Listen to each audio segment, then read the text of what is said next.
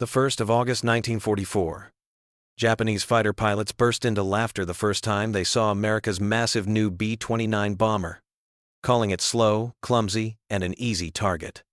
But within months, that same plane would soar higher, strike harder, and reduce Japan's cities to ashes. How did the bomber they mocked become the weapon that sealed Japan's defeat? Summer of 1944 was a dark time for Japan. The empire that once stretched across the Pacific was shrinking, piece by piece. Food was running short, fuel was scarce, and the cities were tight with fear. Men in uniform marched through the streets reminding everyone of loyalty to the emperor. Families huddled in small wooden houses under dim lamps, saving every grain of rice, every drop of oil. Factories dug into caves to hide from bombs-made planes with bare hands, using scraps of metal that rattled when riveted together. Propaganda posters promised victory, but everyone could feel the weight of hunger and the endless war pressing down. In the skies, Japan still trusted in its pride. The Zero fighter. The Zero had once ruled the air. It was light, fast, and deadly in the first years of the war. Pilots were raised in strict schools of Bushido, where sacrifice was honor and death for the emperor was glory. Young men trained hard, taught to sneer at the weakness of the enemy. They were told Americans were soft, spoiled, and lazy, hiding behind their machines. To them, strength was spirit, not steel. Then came whispers of a new plane, something from across the ocean. The Americans were said to be building a bomber larger than any ever seen. At first, Japanese pilots laughed. They pictured a flying whale, too heavy to rise, too clumsy to dodge, too slow to escape. Around the airfields, jokes filled the mess halls. It will fall under its own weight, they said. 10 will cut it to pieces. The very idea of such a monster craft seemed foolish. But then one clear morning, the sky brought the truth. Its body gleamed silver in the sun, as if carved from steel. 4 engines roared with a steady thunder that shook the earth below. Pilots scrambled to intercept, hearts pounding with both eagerness and pride. Climbing fast, the Zeros darted upward like hawks. Yet the B-29 was flying at over 30,000 feet, far higher than most Japanese planes could reach with their thin engines and weak fuel. As the fighters strained to close in, the bomber's guns opened fire. Heavy .50 caliber machine guns rattled from turrets on its nose, tail, and belly, covering every angle. Sparks lit the sky as tracers streaked past. What had seemed an easy hunt turned into shock. A single bomber moved like a fortress, defended on all sides. It did not fall. It did not wobble. It kept its steady course, dropping bombs with precision on oil plants and shipyards below. The Japanese pilots circled, frustrated, their bullets bouncing off armored plates. The laughter of the weeks before was gone, replaced with silence and a creeping fear. In that moment, a seed of doubt was planted. The war no longer felt like the tales told in training schools. Something new had entered the sky, and it was beyond what Japan could match. The first hints of a terrible truth hung in the air like smoke from the burning ground below. The young Japanese pilot had thought capture would mean shame and pain. His teachers had told him the Americans would treat prisoners like animals. But when he was taken to the camp, the first thing that struck him was the smell. It was food, real food, strong and rich. Pots of stew, fresh bread, and even the sweet scent of sugar filled the air. His stomach, used to thin soup and bits of millet, tightened in disbelief. Guards handed out meals to the soldiers and prisoners alike. He expected scraps, but instead he was given a tray with meat, potatoes, and even a slice of pie. The taste was warm and strange, like something from another world. The days passed, and he began to see more. Trucks rolled through the gates, not carrying weapons but Coca-Cola bottles stacked in wooden crates, shining under the sundae. He saw ice cream being served in metal bowls, so cold it smoked in the heat. Even ordinary soldiers, men no older than himself, enjoyed these treats as if they were nothing. Back in Japan, his family boiled weeds to make soup. Here, such things were taken for granted. Work details gave him more chances to see. He was led past the airfield, where rows of B-29 seconds stood side by side, their silver bodies lined up like a wall of giants.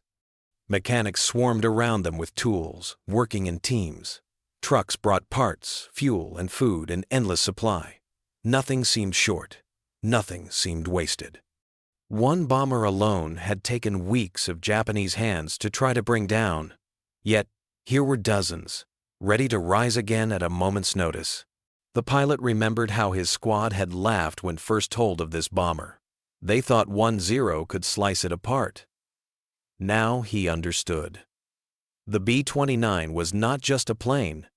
It was the edge of a mountain, a piece of a vast machine that Japan could never copy. Every time he saw a new truck arrive, every time he saw soldiers eating food until they were full, the picture grew clearer. America was not running out. America was growing stronger every day. Even the camp itself was a shock. The fences were tall, the guards alert, yet life inside was not cruel. Prisoners were given blankets, clean water, and even books to read. There was order and routine. He compared this with the chaos of Japan's own camps, where whispers told of disease and beatings. Here, there was strictness, but also a kind of fairness he had never expected. At night, lying on his bunk, he thought of his comrades still in the air, fighting with planes built from thin metal and powered by weak fuel. He thought of his mother in their small home, saving scraps of rice. The sound of an American truck outside reminded him of the abundance all around. The contrast was too sharp to ignore. Something deep inside him began to shift, though he did not yet know what it meant. It was Christmas when the final crack in his old belief began to show. Snow fell lightly on the camp, and the cold air cut through the thin wooden walls of the barracks. The pilot expected nothing more than another plain meal, perhaps bread and soup. Instead, the guards opened the doors to the hall and told the prisoners to come inside. Long tables were set, and steam rose from trays filled with roasted turkey, golden and rich. There were bowls of mashed potatoes, soft bread with butter, and pies lined up at the end of the table. Even prisoners, men who had once fought against these soldiers, were invited to eat. He stood frozen for a moment, not sure if it was a trick. But then, a guard smiled and waved him forward. The first bite stunned him. The meat was tender, full of flavor unlike anything he had tasted in years. His hand shook as he lifted the fork again. Around him, other Japanese prisoners were just as silent, their eyes wide with disbelief. The guards talked and laughed among themselves, sharing food freely. There was no cruelty here, no mocking. It was not the world he had been promised. Later that night, lying awake in his bunk, he thought of the words drilled into him during training. Americans were said to be weak, greedy, and soft. Yet he had seen young soldiers work tirelessly on the airfield, sweat running down their faces as they repaired engines. He had seen them march with order, guard with focus, and now share their holiday meal with men who had tried to kill them. That was not a weakness. That was something else, something his mind struggled to name. He remembered the roar of the B-29 high above Japan, untouchable and steady. At the time, it had seemed like just another weapon, a machine of destruction. Now, he saw it differently. The bomber was the child of this abundance, of these values. It was born from a nation that fed its soldiers until they were full, that built trucks to carry sweets and drinks across oceans, that poured steel and oil into factories until the skies were filled with giants. He wrote in a small notebook given to him by the camp. We laughed at the B-29. We called it foolish. But the laughter has died. It does not only carry bombs. It carries the strength of a country that never runs dry. Its wings are built from bread as much as from steel. Its guns are fed by trust, not fear. For the first time, he admitted to himself that Japan could not win. No matter how brave the pilot, no matter how sharp the zero, spirit alone could not fight against a nation that could build such power and still find time to serve pie at Christmas. The truth pressed hard against him, painful but clear. His world, shaped by lies and pride, had collapsed. In its place stood a new understanding, one he would never forget. When the war finally ended, the pilot was loaded onto a transport ship with other prisoners. The sea stretched wide and gray, quiet except for the slow churn of the engines. He leaned on the railing and stared at the horizon, the salt wind sharp in his lungs.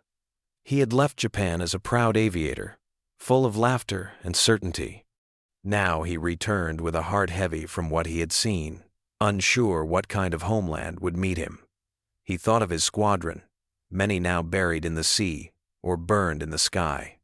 He thought of the Emperor's words of surrender, still echoing like thunder. The journey felt longer than any he had taken, because at its end was a truth he feared. Japan was no longer the Japan he remembered. When the ship docked, the smell struck him first.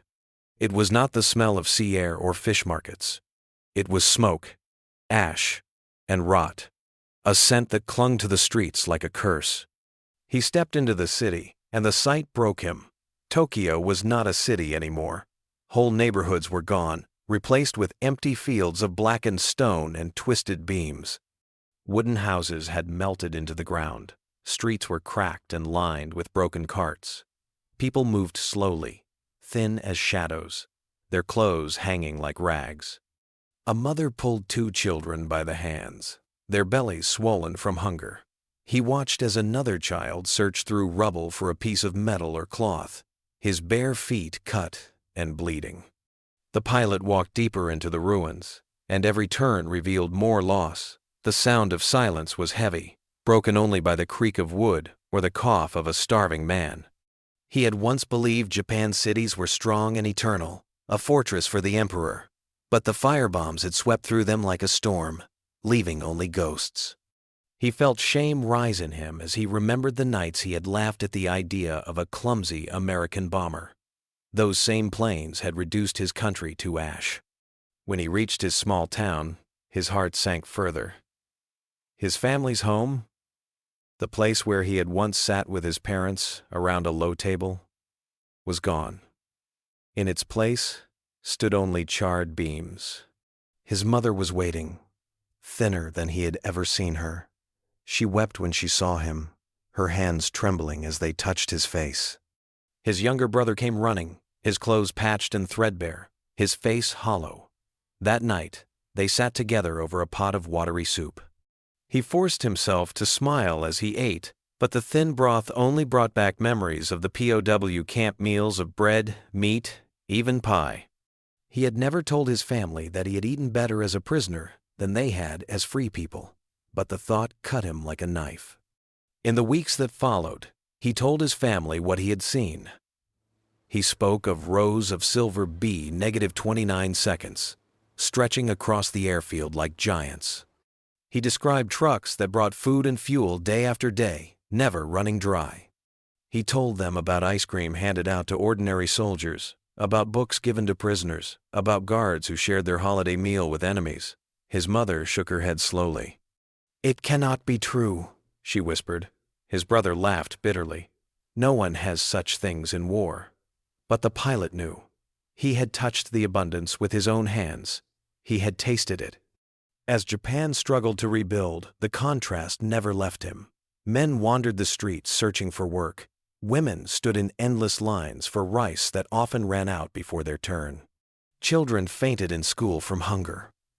Yet he remembered the camp, where even prisoners had blankets and where no one starved. He began to understand that America's power had not been born only from machines.